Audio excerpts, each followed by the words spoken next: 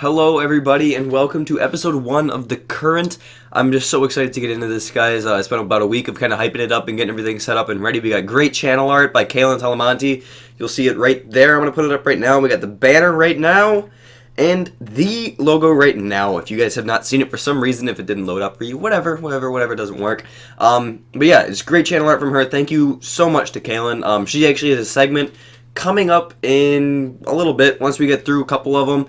We're going to start off today's episode, though, with Richie Warfield talking about the Guns N' Roses reunion over at Coachella this year. So here we go, right there. So recently, in the last couple weeks, Guns N' Roses has announced that they will be headlining 2 dates at Coachella Music Festival, and I think that takes place in April, I believe it is. But the real big hype around this actual event is Guns N' Roses reunion, obviously. The band broke up in the mid-1990s, but between the late 80s and early 1990s, one of the biggest rock bands around.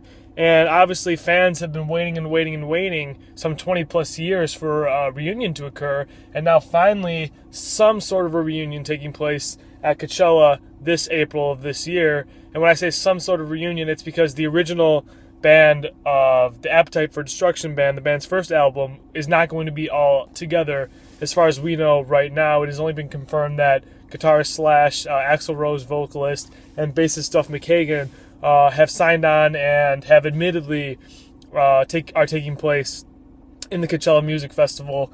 And the reason why this kind of sparks some interest is because obviously for the fan base of Guns N' Roses, early 1990s, late 1980s, those people who grew up with Guns N' Roses, who've loved their music from the start of it, kind of that generation that it appealed to at the time, those guys are all now in, their mid-30s, almost 40 years old now. So the question is, at Coachella Music Festival, now the other headliner that I saw, there was two that I saw, but only one I can remember right now, Calvin Harris. So on one end of the spectrum, you got Calvin Harris. On the other end of the spectrum, you have Guns N' Roses.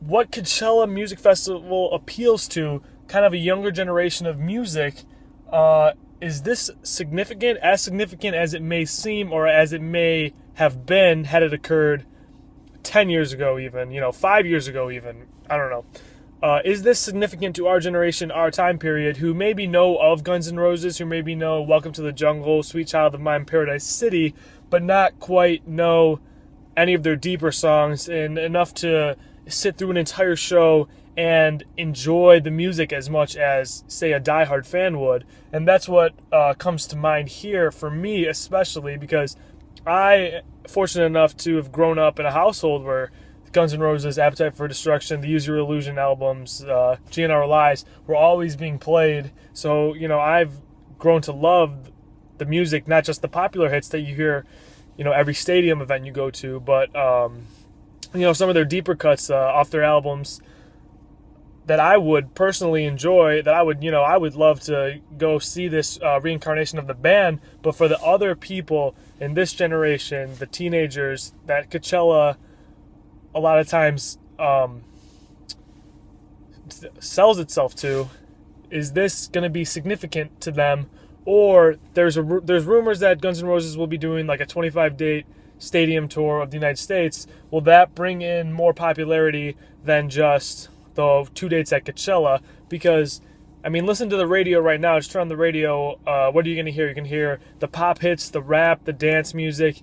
If you want to find a Guns N' Roses, you have to go to a classic rock station. Now, at the time of the 90s and 80s, that wasn't considered classic rock. That was considered kind of like a new wave of, rock music. Classic rock was still, Chuck Berry, the Beatles, even, like, if you want to even consider the Beatles and Led Zeppelin classic rock, as it may have been.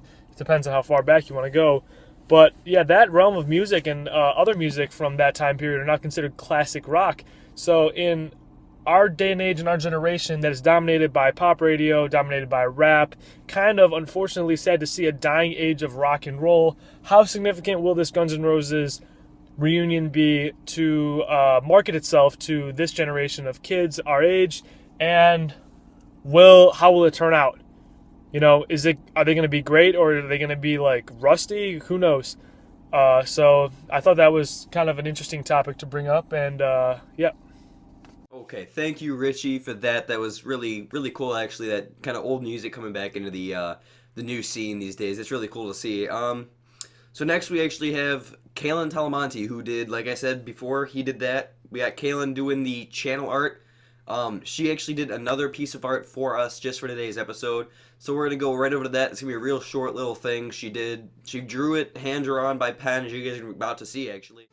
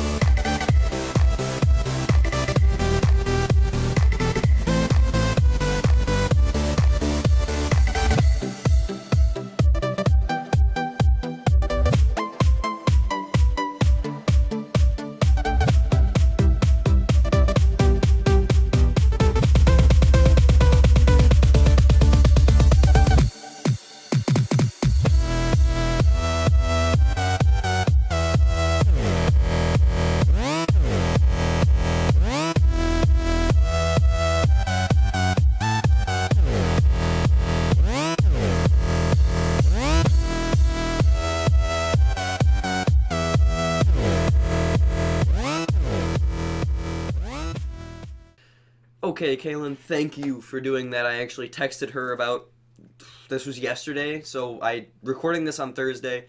I texted her about an hour ago now, so this was about Thursday at like 3 o'clock, 4 o'clock. I said, "Hey, can you do something for episode 1 of the current?" And she was like, "Yeah, for sure. I'll just draw you something up." And I mean that was pretty awesome. As you guys could see, she's a really good artist. And she said the longest thing that before I got it was actually sending it to me and getting the file to load and send over to me and all that stuff because computers suck. So we're going to move over to my segment now. We're going to be talking about my top 5 shows on Netflix. Now, these aren't just like the top 5 highest rated shows, the top 5 most watched shows. These are just my personal favorite top 5 shows. I mean, they might not match your top 5, but personally, these are just my favorite shows I've watched. I'm in the middle of actually one of these shows. I've watched all the way through all the others at least once. A couple of them, I think one of them I've watched through like 5 times. I'm not going to lie. So we're going to start off with Prison Break. Prison Break, if you guys don't know, it came out, I want to say 2009. It's a show about two brothers. One of them ends up going to prison. He gets put on death row, and we find out right away in the first episode that he didn't do it. It was a false accusation due to a political conspiracy, and his brother, Michael, decides that he's going to save his brother, and he goes into prison with his brother to help break him out and save his name. And it's it's 4 seasons, really good show. I mean, it's amazing. I watched it straight. I didn't watch anything in between. I just kept going, and it took me maybe 2 or 3 months of watching like an episode a day, and skipping a couple days in between because school and stuff like that. But it was a really, really good show. There was never a boring moment. Really, really good ending as well. Really emotional. Really kind of pulls you in. And the whole story is just really, it pulls you in the whole time. So now we're going to go to my second show. Show number 2. Show number 2 is The 100.